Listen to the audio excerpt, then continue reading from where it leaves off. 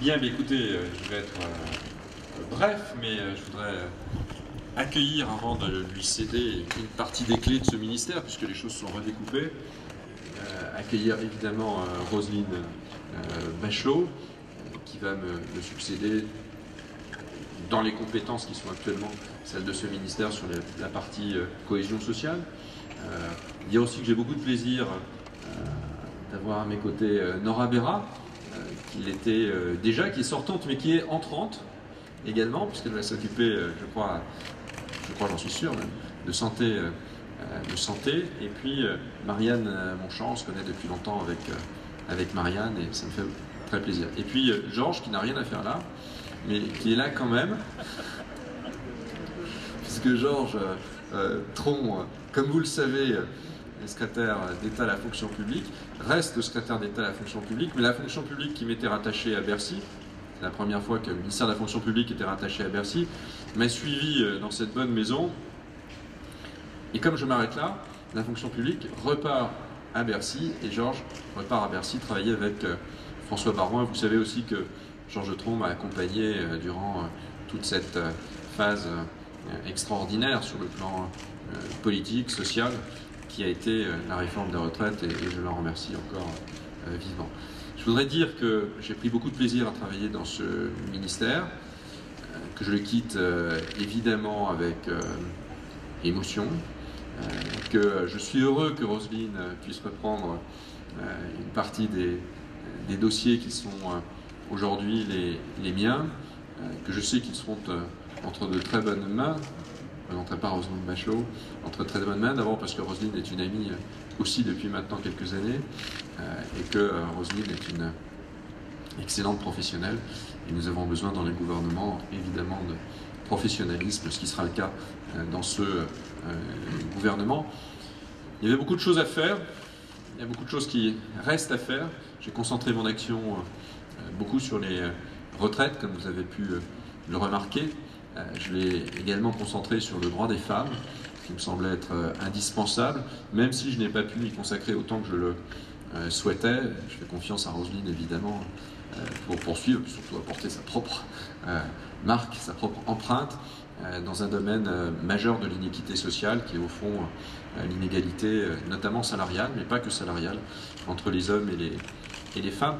Et le débat sur les retraites que nous avons eu a révélé au fond un peu tout cela. C'était un débat social global, total, complet, sur tous les sujets sociaux. Et maintenant, il faut évidemment, en dehors des retraites, continuer à cheminer. Roselyne, je te souhaite beaucoup de chance, surtout beaucoup de succès à toi, personnellement.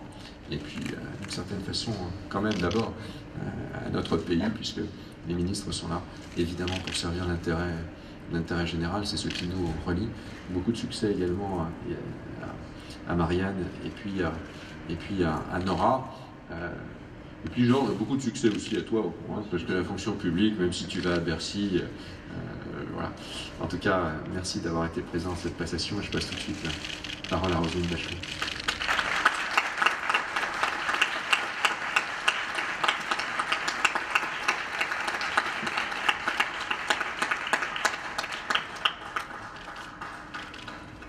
Cher Éric, cette journée de passation de pouvoir, c'est toujours une journée d'émotion, de tristesse, de joie mêlée. C'est aussi le sens des responsabilités qui doit nous habiter. Et au moment où tu quittes pour un moment des fonctions ministérielles, je voulais te rendre hommage. Rendre hommage à l'homme et rendre hommage au ministre. Rendre hommage à l'homme parce qu'il y a peu d'hommes politiques qui ont été l'objet d'attaques aussi odieuses, aussi méritées que tu l'as été.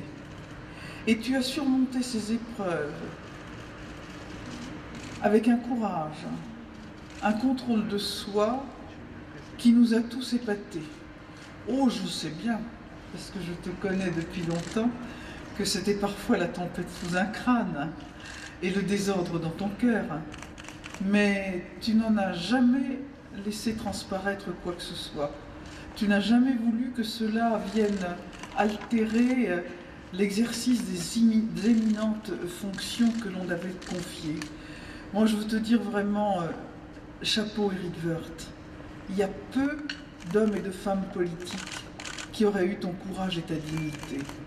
Et je veux rendre hommage au ministre, parce que dans ces tempêtes que tu as traversées, tu avais une tâche immense à remplir. Elle était tellement immense qu'il faut 2 ministres pour te remplacer.